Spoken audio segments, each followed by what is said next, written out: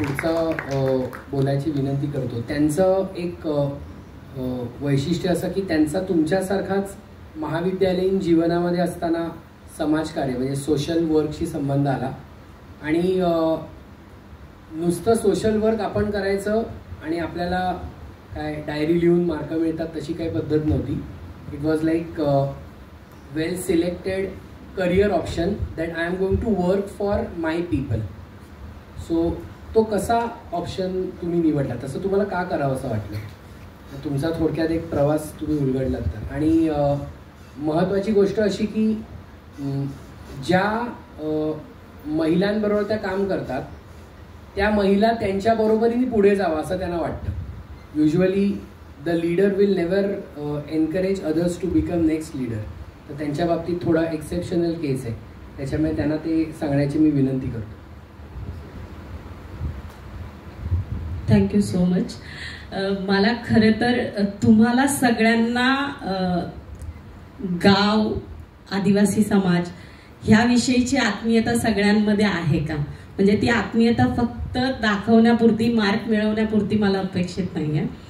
मी जी सुरुवात केली तिथून थोडंसं सांगते. विद्यापीठामध्ये MA करत असताना, राज्यशास्त्राची विद्यार्थिनी आहे मी. MA करत असताना शिका आणि कमवा शिका ही योजना असते. अर्न अँड लर्न स्कीमच्या माध्यमातून मला खरं तर, कारण मला विद्यापीठामध्ये पोहोचण्यापर्यंतचा प्रवास तेवढा सोपा नव्हता, कारण त्या स्कीमच्या माध्यमातून जर मला पैसे मिळाले तरच मला माझं मेसचं जे बिल आहे ते देता येणं शक्य होतं. तर मग ती स्कीमच विद्यापीठामध्ये सुरू नव्हती.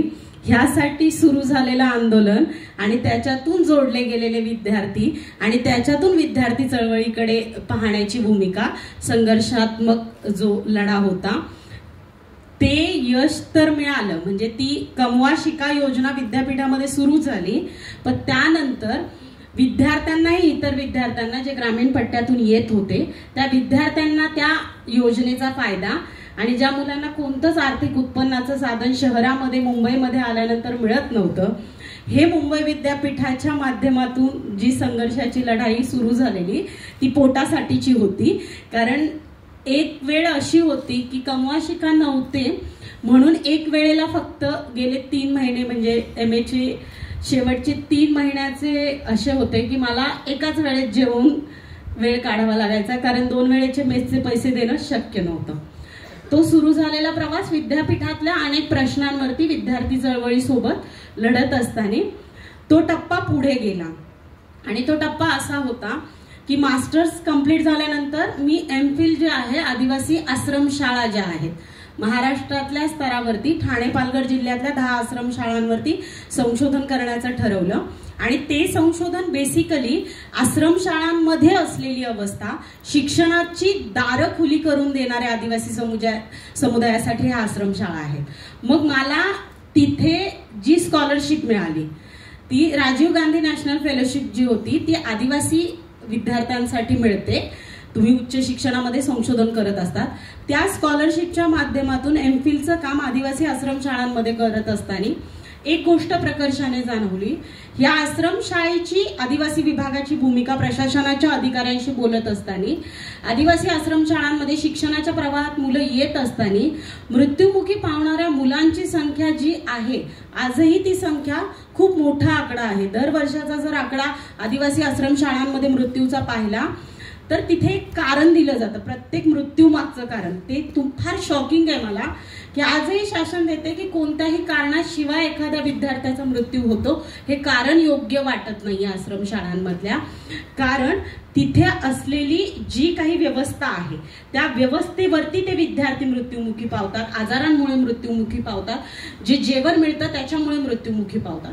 म्हणजेच आपण आदिवासी समाजाकडे कसं पाहतो तर शिक्षण व्यवस्थेतून पुढे आलेला आदिवासी समाज, आणि मग तिथून ते संशोधन पुढे आणत असताना 3ऱ्या टप्प्यामध्ये जी सुरुवात झाली की मग बाबा ह्या सगळ्याला जबाबदार गोष्टी काय आहेत तर राजकीय व्यवस्था. मग पहिला टप्पा MPhilच्याच पहिल्या वर्षामध्ये सुरुवात केली. मी ज्या भीमाशंकर अभयारण्याच्या पट्ट्यातून येते, पुणे जिल्ह्यातल्या, त्या भीमाशंकर अभयारण्याच्या पट्ट्यातून शिनोली पंचायत समितीतून पहिलं इलेक्शन्स लढवलं आणि ते इलेक्शन्स लढवत असताना मी हारले ते इलेक्शन. पण ते इलेक्शन लोकांना मतदानाला पैसे देऊन लढवलेलं इलेक्शन नव्हतं. लोकांनी त्या इलेक्शनमध्ये स्वतः पैसे दिलेले आणि त्या निवडणुकीचा सगळा खर्च जो होता तो लोकांनी केला आणि 1700 लोकांनी मला मतदान केलेलं त्या पहिल्या इलेक्शन्समध्ये. ह्या सगळ्या प्रवासामध्ये दुसरा टप्पा जो सुरू झाला त्याच्यामध्ये तिथे हारल्यानंतर मला तिथे थांबणं गरजेचं वाटत नव्हतं. त्यामुळे मी ज्या व्यक्तीशी लग्न केलं किंवा मुरबाड पट्ट्यामध्ये राहणाऱ्या किसळ ग्रामपंचायतीमध्ये माझ्या पुढे चालून संधी आली की आता सरपंच पदाचे इलेक्शन्स लागतात आहे. मग जर पंचायत समितीचे इलेक्शन्स मी हरली आहे तर मला इथून कुठेतरी सुरुवात करणे जास्त महत्वाचं आहे. सरपंच पदापासून केलेली सुरुवात मागच्या 2 वर्षामध्ये एक मोठी व्यवस्था समजून घेण्यासाठी कारणीभूत ठरली. गाव विकासाच्या संकल्पना, नेतृत्व गुण विकास आणि त्याच्याबरोबर लोकसहभागाच्या ज्या गोष्टी आहेत त्या जास्त महत्वाच्या वाटतात. कारण महाराष्ट्रामध्ये 27,995 ग्रामपंचायती काम करतात.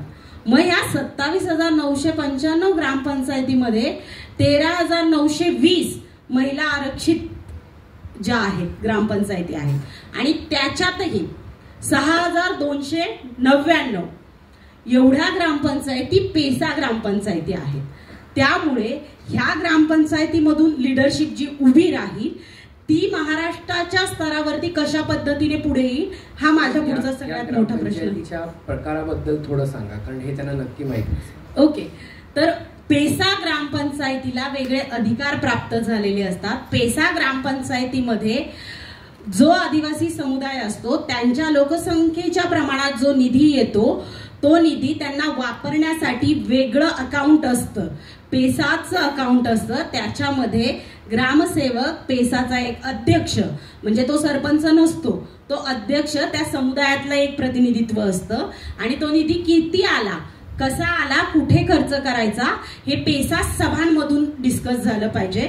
म्हणजे ज्या वाड्या वस्त्या आदिवासी समाजाचं प्रतिनिधित्व करतात त्या लोकांनी ठरवलं पाहिजे. समजा माझ्या लोकसंख्येच्या प्रमाणात मला 3 लाख रुपये माझ्या ग्रामपंचायतीला पेसा निधीतून आले तर ते 3 लाख कुठे खर्च व्हावे हे ग्रामसभेने नाही ठरवायचं, ते पेसा सभेने ठरवायचं. ते ह्यासाठी की त्यांच्या पैशावरचा अधिकार आणि त्यासोबत त्यांना तो कुठे खर्च करावासा वाटतोय हा पेसाचा स्वतंत्र निधी त्यांना तो मिळालेला असतो. दुसरं महत्वाचं, ज्या ग्रामपंचायती पेसाच्या अंतर्गत येतात त्या ग्रामपंचायतींचा सरपंच जो असतो तो महिला किंवा पुरुष हा आदिवासी समुदायाचा असतो आणि त्यामुळे आपल्याला महाराष्ट्रातल्या अनेक ग्रामपंचायती ज्या 6,295 ग्रामपंचायती मी म्हटलं तिथे आदिवासी सरपंच बसलेले आहेत आणि ते आदिवासी सरपंच त्यांच्या पद्धतीने काम करत असताना जी बॉडी असते ग्रामपंचायती त्या बॉडीला, त्या सरपंचाला, म्हणजे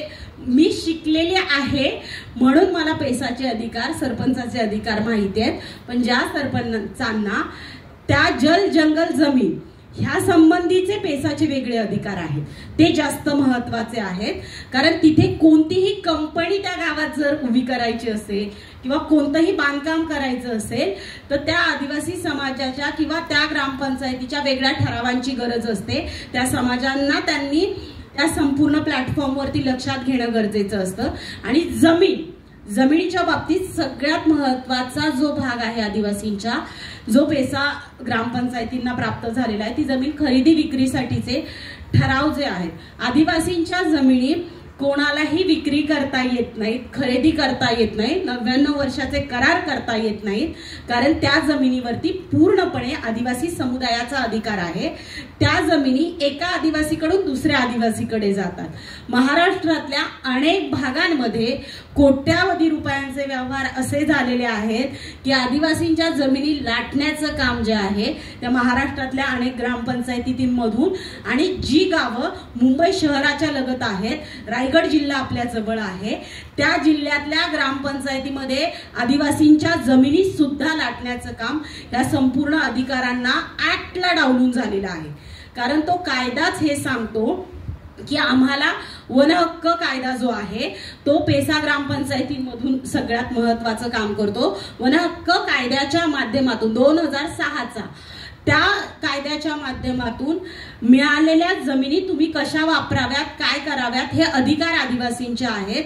पण त्या वन हक्क कायद्याला पायदळी तुडवण्याचं काम सध्याच्या परिस्थितीमध्ये मला जाणवतंय. कारण 2 गोष्टी मला जाणवल्या. मुरबाड तालुका असेल, ठाणे जिल्हा असेल, ह्यामध्ये जे वन हक्क दावे महाराष्ट्रामध्ये दिले गेलेले आहेत, टीसचा एक रिपोर्ट आहे. तो रिपोर्ट हे सांगतो की समजा 99% दावे तुमच्याकडे आलेले आहेत, म्हणजे कलेक्टरकडे ज्यावेळेस येतात त्यापैकी त्याच्यातले 80% दावे निकालीच काढले जात नाही किंवा कोणतंही कारण न देता नाकारले जातात. म्हणजे जो आदिवासी अनेक वर्षांपासून ती जमीन कसतोय त्याच्यावरती त्याचा अधिकार असणं हे वन हक्क दाव्यातून पेसा ग्रामपंचायतीमधून पुढे येणं त्यांचे ठराव. आता माझी ग्रामपंचायत समजा पेसा ग्रामपंचायत असेल तर त्या ग्रामपंचायतीचा ठराव लागतो. त्या वन हक्क कमिटी, पेसा ग्रामपंचायतीमध्ये वन हक्क कमिटी सगळ्यात महत्वाची काम करते. त्या वन हक्क कमिटीचा रिपोर्ट लागतो. ह्या माध्यमातून ती पूर्ण प्रक्रिया होत असते. पण टीसचे गीतांजय साहू म्हणून प्रोफेसर आहेत, त्यांनी वन हक्कांच्या दाव्यांवरती तुम्हाला ऑनलाईन रिपोर्ट्स अनेक मिळतील. वन हक्कांच्या दाव्यांवरती केलेलं काम खूप महत्वाचं आहे. कारण महाराष्ट्रातल्या ठाणे, पालघर या भागांमधले वन हक्क दावे 80% वन हक्क दावे हे नाकारण्यात आलेले आहेत. त्यामुळे तो जास्त महत्वाचा रिपोर्ट ह्यासाठी आहे की ते ग्राउंडला जाऊन ते तपासणं. आणि त्यासोबत तुम्ही मला नंतर विचारलं की ह्या सगळ्या प्रक्रियेमध्ये तुमच्या प्रवासामध्ये तुम्ही राजकारणाकडे येण्यामागचं कारण काय आहे. राजकारणामध्ये येण्यामागचं कारण आहे की मी ज्या समाजातून आले, मी ज्यावेळेस जिल्हा परिषदेच्या शाळेत भीमाशंकर ह्या पट्ट्यामध्ये होते, त्या पट्ट्यामध्ये कमरेभर पाण्यामध्ये प्रवास करून, म्हणजे 4 महिने पावसाळा असल्यानंतर, तर आजही आत्ता जाऊन त्या वाडीला पूल झालाय, पण कमरेभर पाण्यामध्ये प्रवास केल्यानंतर ओल्या स्कर्टनी पूर्ण दिवस शाळेमध्ये पावसाळ्याचे काढणं माझ्यासाठी सोपं नव्हतं. मला शिक्षणाची दारं सरकारी व्यवस्थेने मोकळी केली, माझ्या आश्रमशाळांनी मोकळी केली, माझ्या विद्यापीठाने मला जी स्कॉलरशिप दिली, आदिवासींसाठी विशेष स्कॉलरशिप दिल्या जातात, त्याच्यामुळे मला हे शिक्षण मिळू शकलं किंवा ती व्यवस्था मी समजू शकले आणि मी माझे अधिकार जाणू शकले.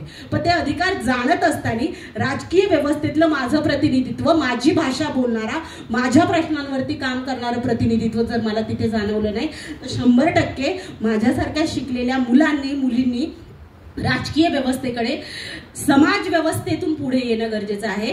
कारण राजकारण म्हटलं की फक्त आणि फक्त ते एका व्यवस्थेला डावलणं आणि काही लोकांचं प्रतिनिधित्व करणारं नसावं.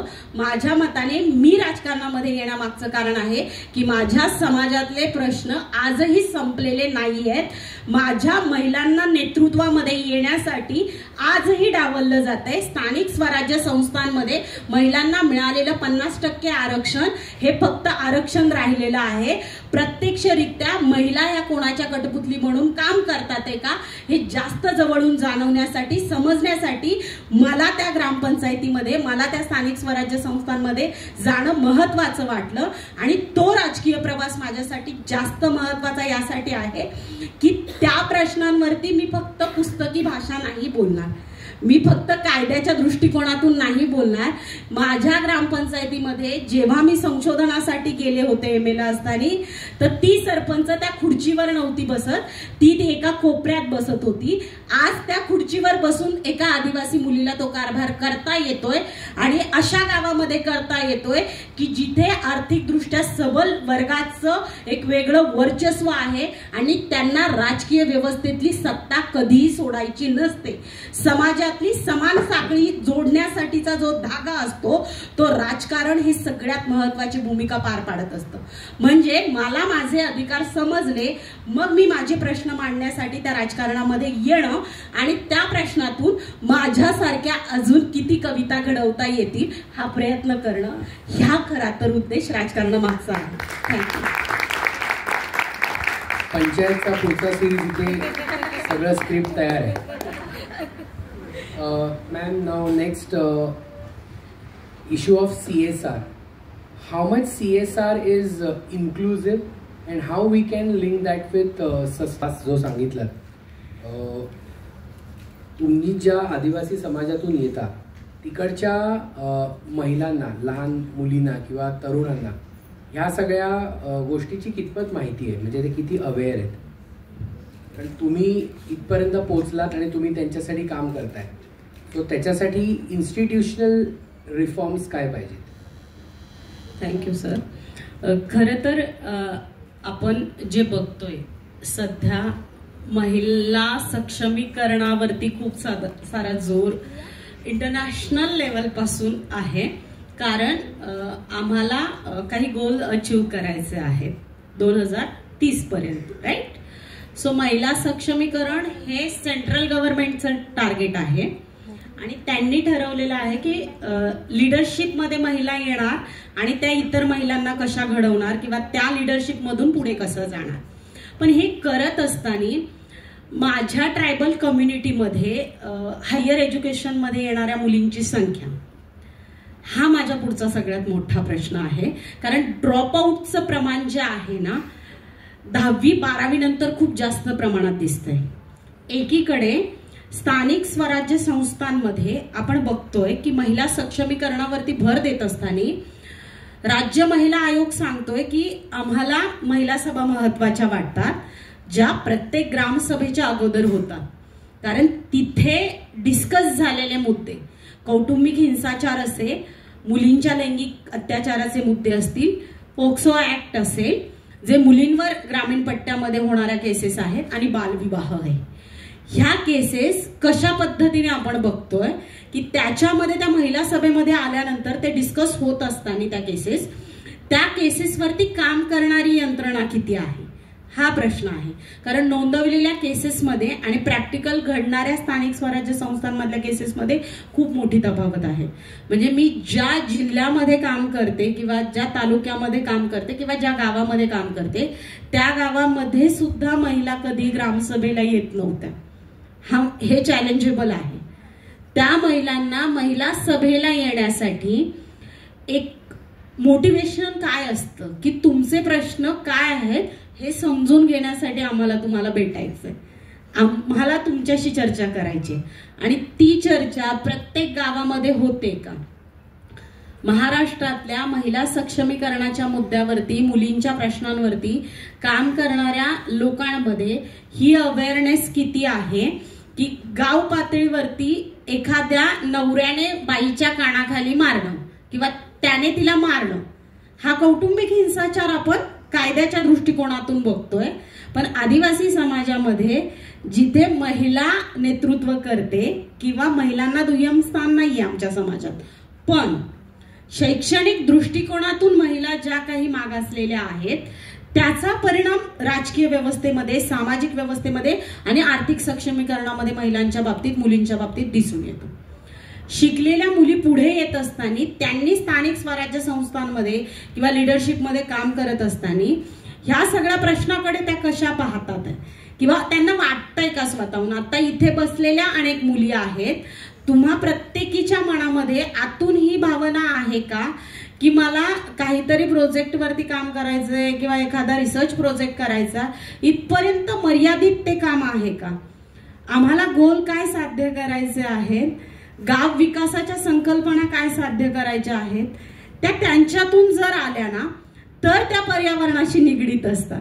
म्हणजे टुरिझम डेव्हलप करत असताना, म्हणजे आपण ज्याला एका वेगळ्या भाषेमध्ये म्हणू शकतो पर्यावरण संलग्नित टुरिझम, म्हणजे माझ्या गावामध्ये जे पिढ्यानपिढ्या चालत आलेलं आहे त्याला कशा पद्धतीने महिला सक्षमपणे उभ्या करत असताना त्या पर्यावरणाला आदिवासी, मगाशी सरांनी सांगितलं, प्रकाश सरांनी, की महिलांनी कोणत्या समाजात जन्म घ्यावा हे विचारल्यानंतर त्यांनी म्हटलं की आदिवासी समाजामध्ये महिला पुढे असतात, त्या घराचं नेतृत्व करतात, तिथे पुरुष वर्चस्वाची संस्कृती तुम्हाला अनेक समाजांमधून दिसणार नाही. आदिवासी समाजामध्ये कातकरी समाज जो आहे, आपल्या मुंबईमध्ये देखील सर कातकरी समाज राहतो, त्या कातकरी समाजाच्या महिलांची स्थिती आज वेगळ्या याच्यामध्ये आहे. डॉक्टर नीरज हातेकर हे इकॉनॉमिक्स मुंबई विद्यापीठातले, तुम्हा सगळ्यांना तुम्ही त्यांचे आर्टिकल वाचत असाल.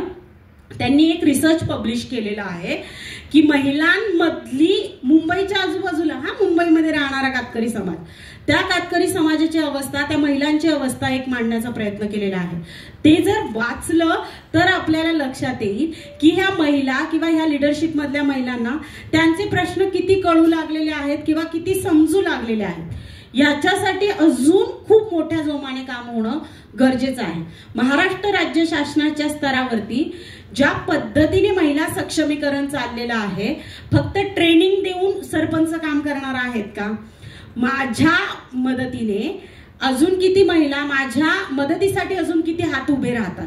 माझ्या ग्रामपंचायतीमध्ये आशा वर्कर्स असतील, त्याचबरोबर माझ्या ग्रामपंचायतीमध्ये अंगणवाडी ताई असतील, माझ्या ग्रामपंचायतीमध्ये पेसा मोबिलायझर असते, माझी अख्खी टीम महिलांची आहे.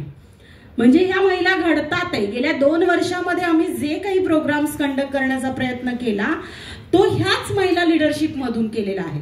माझ्या अंगणवाडी ताई बालस्नेही पंचायतीच्या अंतर्गत मुलांना आपण खूप मोठ्या वाता मारायला नकोय.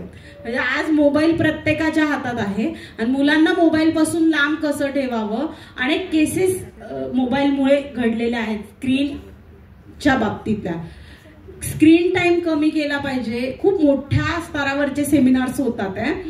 पण माझ्या गावामध्ये एक प्रयोग आम्ही असा केला की पालकांनी मुलांना जर वेळ दिला, ह्यासाठी महिला स्नेही पंचायतीच्या अंतर्गत घेतलेला प्रोग्राम आणि त्याच्यातून महिलांना त्याच्यामध्ये आणि वडिलांना सहभागी करून घेणं, मग मुलांना तुम्ही कसं हँडल करू शकता.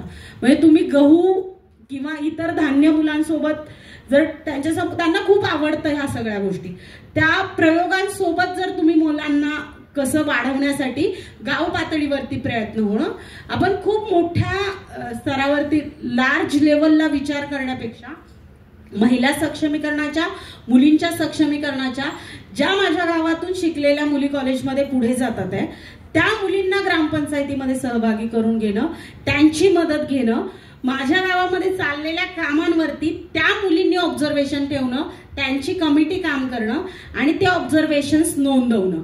म्हणजे माझ्या गावामध्ये जलमिशन योजना, जलयुक्त गावं आम्हाला करायचे, जलजीवन मिशनची कामं आपल्याला महाराष्ट्रभर, म्हणजे आपण म्हणतोय की पाण्याचा प्रश्न महाराष्ट्रात अनेक गावांमध्ये आहे, पण तो प्रश्न ह्या महिला कशा पद्धतीने काम करू शकतात हा माझ्या पुढचा प्रश्न आहे. की या 9 थीम पैकी, म्हणजे जागतिक स्तरावरती ज्या 9 थीम आहेत त्याच्यामध्ये जलयुक्त गाव हा एक कन्सेप्ट आहे. जलजीवन मिशनच्या अंतर्गत चाललेल्या कामांवरती तुम्ही कशा पद्धतीने महिलांनी आमच्या गावामध्ये बैठका घेतल्या, त्या बैठकांच्या माध्यमातून त्या कॉन्ट्रॅक्टरशी कनेक्ट करणं आणि मग लिडरशिपच्या माध्यमातून तुम्ही महिलांना घडवत असताना त्यांच्या हातात सोडलेली सूत्र प्रोग्रामची आणि शिकवत असलेले अधिकार, हे तुम्हाला महिला आणि मुलींना पुढे आणण्यासाठी मला वाटतं जास्त महत्वाचे आहेत.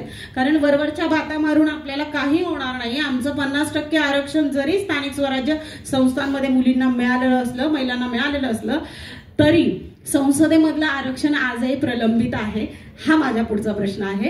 कारण आम्ही महिलांना नेतृत्वामध्ये या, बट माझा नवरा ते सरपंच पद चालवतोय का, माझा सासरा ते सरपंच पद चालवतोय का, तर हे थांबवण्यासाठी शिकलेल्या मुली, अधिकार जाणणाऱ्या मुली आणि राजकीय दृष्टिकोनातून ट्रेन केलेल्या मुली, ज्यांना कोणती ना कोणती सामाजिक चळवळ, आंदोलनाची भूमिका असणाऱ्या मुली तुमच्यासारख्या पुढे येणं, ज्या फक्त एका कॉन्फरन्स हॉलमध्ये एसी रूम मध्ये बसून काम न करणं, आणि ह्या मुलींनी पुढे येऊन नेतृत्व जर केलं तर खऱ्या अर्थाने आदिवासी समाजामधल्या महिला सक्षमीकरणाकडे मुली खूप आणि महिला खूप प्रभावीपणे काम करतात. प्रामाणिकपणा मात्र आमच्यामध्ये फार असतो सगळ्यांमध्ये.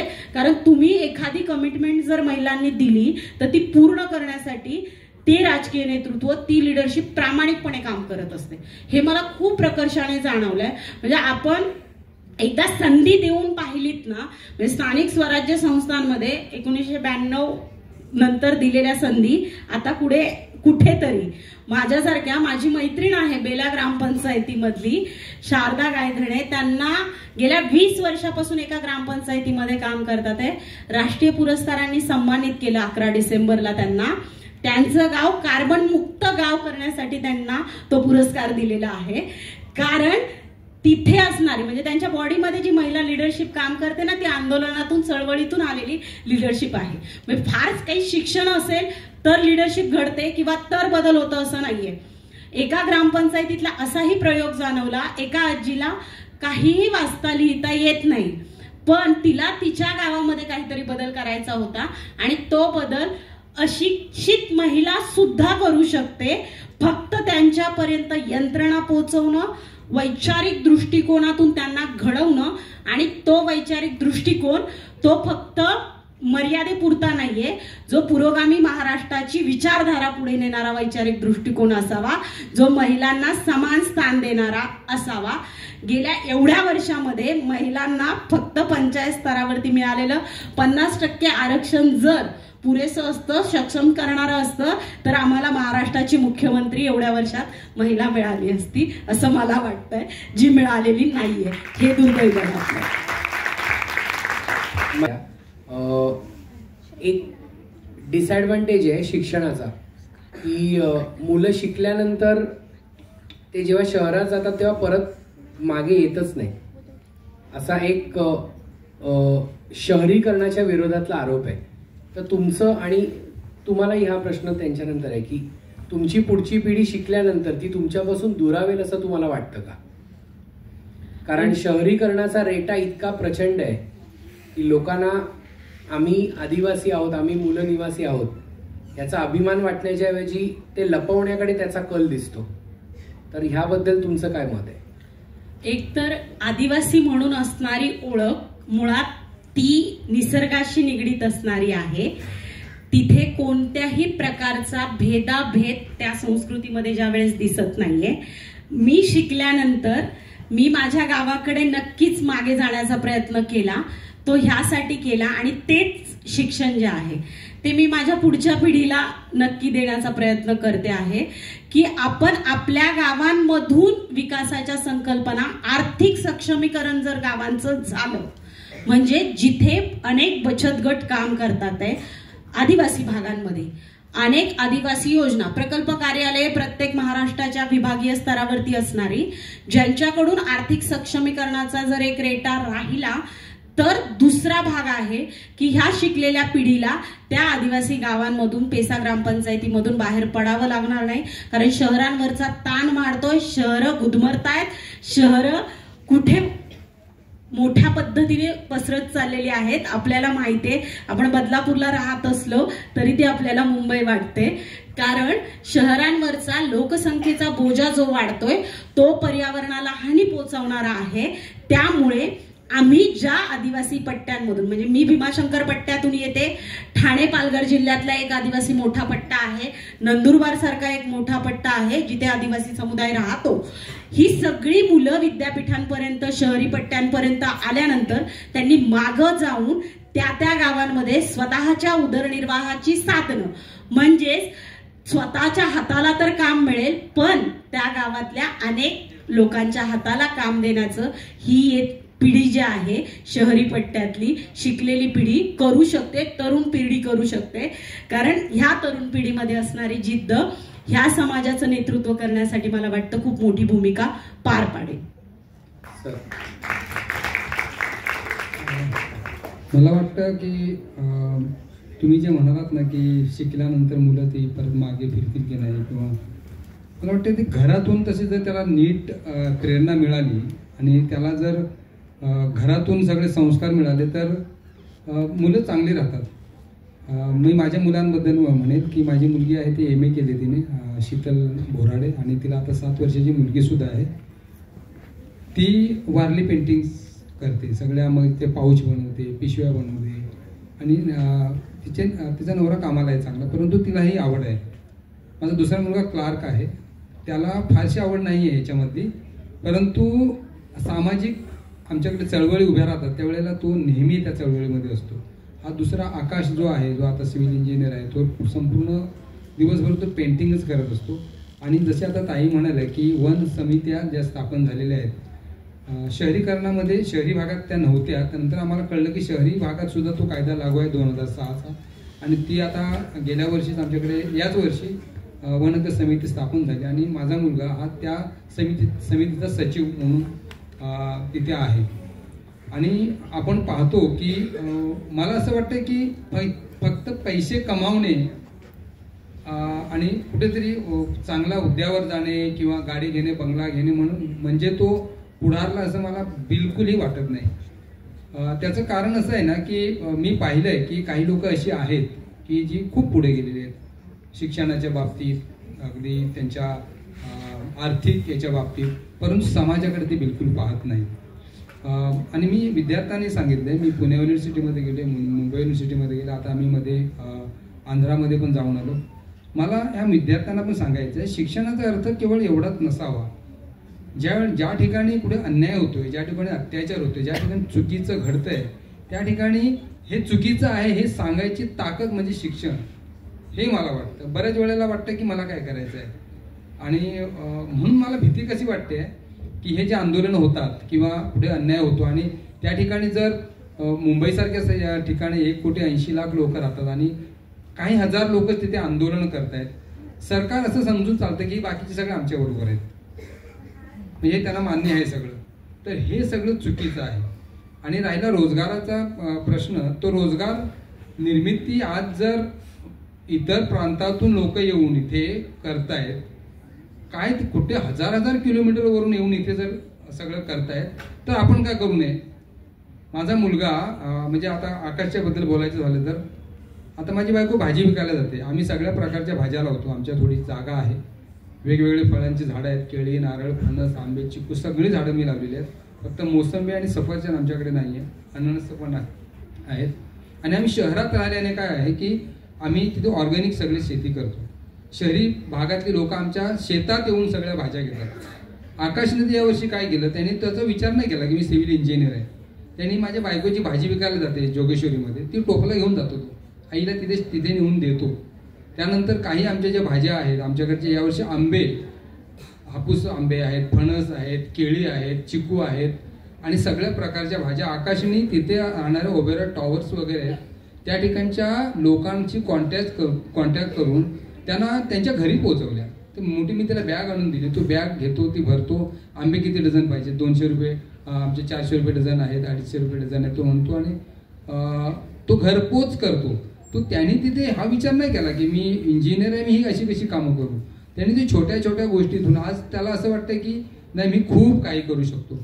त्यामुळे आमच्याकडे जी फळं आहेत किंवा भाज्या आहेत ते विक्रीचं ते चालू आहे. एका बाजूला त्याच्या वारली पेंटिंग एवढ्या जोरात खपत आहेत. आत्ताच मागच्या याला जो इव्हेंट झाला त्यांनी मला सांगितलं, पप्पा माझ्या 35,000 रुपयाच्या पेंटिंग्स विकल्या गेल्या. त्यानंतर आणखी त्या शाळेतून जो कार्यक्रम होता त्या कार्यक्रमाचा एक भाग म्हणून त्याला हिस्सा मिळणार आहे, तो मिळणार आहे.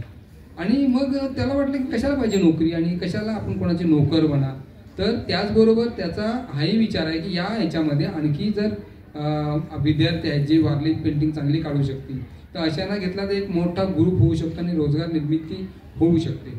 आमच्याकडच्या बऱ्याचशी लोक आमच्या पाड्यातली मी पाहिली की ते लोक कंपनीमध्ये कामाला जातात, मिळतात किती 300 ते 500 रुपये. आणि माझी बायको 1,000 ते 1,500 रुपये न शिकलेले असताना सुद्धा ती भाजी विकून कमावते. काय आहे की तिथे आमची शेती आहे, पाणी आहे, तबेले जे आहेत आरेमध्ये त्या तबेल्यांचं म्हैशींचं 2 वेळा आंघोळ केली जाते, एक सकाळी 5 वाजता आणि संध्याकाळी 4 वाजता. आणि ते पाणी आमच्या शेताच्या कडेतून वाहतं. हे सगळं खत वगैरे आम्ही टाकत नाही त्याच्यामध्ये, शेणखताचं पाणी आम्ही त्यांना वापरतो आणि चांगली भाजी होते. आणि मोठ्या प्रमाणावर काही लोक ती हजारो रुपये कमवत आहेत आणि काही लोक जात आहेत कंपन्यांमध्ये कामाला. तर माझं लोकांना सांगणं तेच होतं की इथे संध्या आहे, इथे काही लोक काहीही विकतायत आणि कशाही प्रकारे आपलं. आणि मुंबई आहे हो, इथे मुंबईमध्ये तुम्ही शेण विकू शकता, माती विकू शकता, हे सगळं चालतंय. केवळ चांगली जॉब मिळायला पाहिजे असं मला वाटत नाही. आज माझंच घ्या ना, मी काय फारसा शिकलेलं नाही आहोत, मला माझी मुलं चांगली शिकली, पण मी आता 2019ला 10वी पास झालो. माझ्या तेव्हा बायकोने सांगितलं तुम्ही बसा परीक्षेला, तुम्ही पास होईल. आणि माझ्या बायकोची उदाहरण घ्या, ती अशिक्षित आहे, ती शाळेत गेली नाही, परंतु मी तिला अडाणी नाही समजत, कारण संपूर्ण घर ती चालवते. आमच्या भाज्यांचं नियोजन वगैरे सगळं ती करते, बियाणं ती सगळं टाकते. त्याचबरोबर जे आंदोलनं होतात, संघर्ष वगैरे होतात त्या ठिकाणी जाऊन ते बोलणं, त्या ठिकाणी लढा देणं. तिच्यावर एक छोटी डॉक्युमेंटरी फिल्म बनलेली आहे आरेची वाघीण म्हणून. आरेमध्ये कुठेही वृक्षतोड होत असेल तिथे माझी बायको पहिल्यांदा उभी राहते. तिथल्या महिला आंदोलनं करतात आणि जेव्हा पोलिसांची संख्या वाढायला लागते तेव्हा तिथून फोन येतो, ताई पोलीस येत आहेत भरपूर. मला जरी फोन आला, दादा पोलीस वाढतायत, एक गाडी आली आहे आणि आता आम्हाला वाटते आम्हाला अरेस्ट होईल, जरा वहिनीला जरा पाठवलं तर बरं होईल. आणि मग माझी बायको जाऊन तिथं उभी राहिली का ते म्हणतात आता 10 गाड्या होत्या, आता आमची ताई आलेली आहे. तर तिच्यात असं काय आहे की जे इतर महिलांना हे देतं, तर ती शिकलेली नाही आहे, पण तिने स्वतःला ओळखले, तिची पॉवर काय आहे, तिने स्वतःला जागृत केलंय की मी काय करू शकते. तर मला तेच म्हणायचं आहे की प्रत्येकाने स्वतःला जागं केलं पाहिजे. आणि मी तर असंच म्हणेन की मी तुम्हाला ओळखेन, एखादा मी यांना ओळखेन, मी माझ्या बायकोला, पण मी स्वतःला पण ओळखलं पाहिजे ना. मी स्वतःला ओळखणं फार महत्त्वाचं आहे, कारण आपण साधारण व्यक्ती नसतो. आज मला इथे बोलवलं जात आहे, मला आज मी आता तिथे माझं लाईव्ह परफॉर्मन्स होतं, सगळं गाणी होती गोदरेजला, ते आता इथं दाखवलं ते वगैरे. मग मला वाटलं की माझ्यात असं काय होतं की मी हे केलं, पण माझ्यात हेच होतं की मी स्वतःला ओळखू लागलोय की मी कोण आहे, मी काय करू शकतो. तर मला वाटतं की सगळ्यांनीच आपल्याला स्वतःला ओळखलं पाहिजे आणि स्वतःला ओळखणं फार महत्त्वाचं आहे. स्वतःला जागं करा आणि त्याला झोपू देऊ नका परत, हेच मी म्हणेन.